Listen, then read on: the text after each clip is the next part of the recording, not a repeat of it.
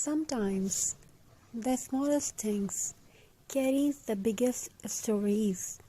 A piece of jute rope, an old button, a broken frame, a scrap of fabric that everyone else forgot. To the world, these are useless, but to a creative heart, they are memories waiting to be reborn. Today, this story is about craft. It's about cheesy little things that makes us smile. And it's about how handmade creations quietly heal heart. Once upon a time, there was a small house at the edge of a busy street. Cars passed by, people hurried, life moved fast, but inside the house, time moved slowly, gently, creatively. In one corner of the room sat a wooden table. Its paint was chipped, its edges were rough, but it was loved. The table had seen many things, tears wiped away with fabric scraps, laughter while gluing fingers together, late nights cutting paper under a dim bulb. This was a craft table. On this table lived the cheapest collection of things. Empty jars that once held coffee, button rescued from old cloth, twine wrapped around memories, broken jewelry that still sparkled in the light. Cardboard pieces saved, just in case. People laughed when they saw it. Why don't you throw this away?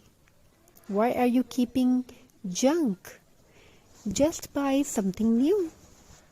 But the hands that work on this table knew a secret. Nothing is useless if it can still create joy. One evening, rain tapped softly on the window. The kind of rain that makes the world quiet. The kind that makes you think. She sat at the table holding a piece of burlap. It was rough, imperfect, stained with time, just like life. She did not know why her heart felt heavy that day. Maybe it was exhaustion, maybe unspoken worries, maybe the weight of responsibilities no one talks about. So she did what she always did. She crafted. She wrapped jute around an old glass bottle slowly, carefully, one turn at a time. With every wrap, her breathing softened. With every knot, her thoughts slowed down. Craft does not rush you, craft listen. She glued a less trim, cheesy, old-fashioned, slightly uneven. She smiled. It reminded her of childhood, of school projects made the night before deadlines, of glue-stained finger and proud smiles. Craft has a funny way of bringing us back to who we were before the world told us to be serious. She added dried flowers, no perfect ones, the slightly broken kind. Because perfect flowers don't tell story, broken ones do. She stepped back and looked at her creations. It was not expensive, it was not trendy, but it was warm, honest, alive.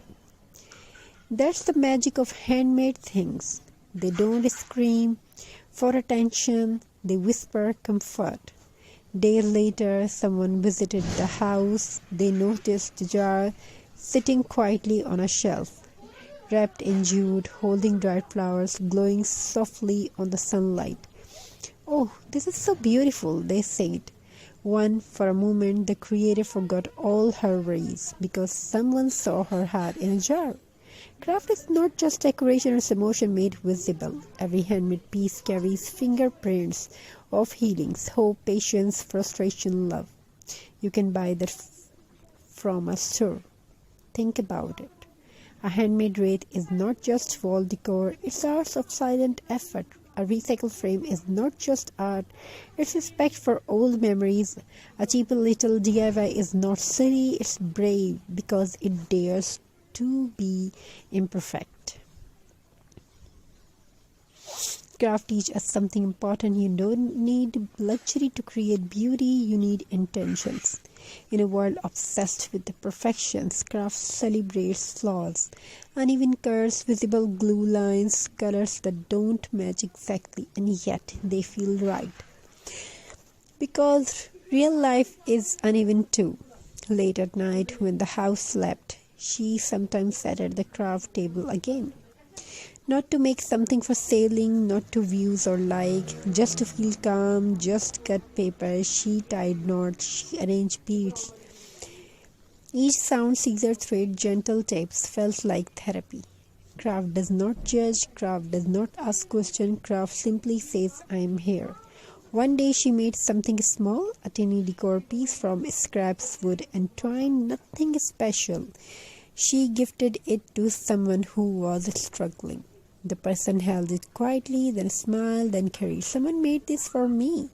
And in the moment, the craft became more than an object. It became connection.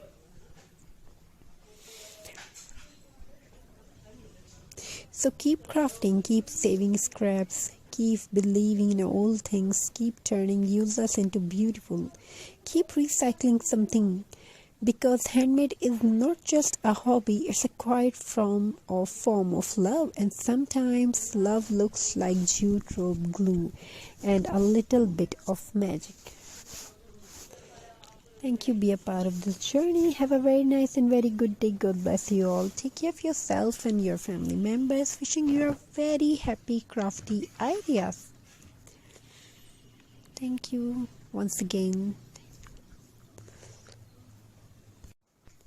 Sometimes the smallest things carries the biggest stories. A piece of jute rope, an old button, a broken frame, a scrap of fabric that everyone else forgot. To the world, these are useless, but to a creative heart, they are memories waiting to be reborn. Today, this story is about craft. It's about cheesy little things that makes us smile. And it's about how handmade creations quietly heal heart. Once upon a time, there was a small house at the edge of a busy street. Cars passed by. People hurried, life moved fast, but inside the house, time moved slowly, gently, creatively. In one corner of the room sat a wooden table. Its paint was chipped, its edges were rough, but it was loved. The table had seen many things, tears wiped away with fabric scraps, laughter while gluing fingers together, late nights cutting paper under a dim bulb. This was a craft table.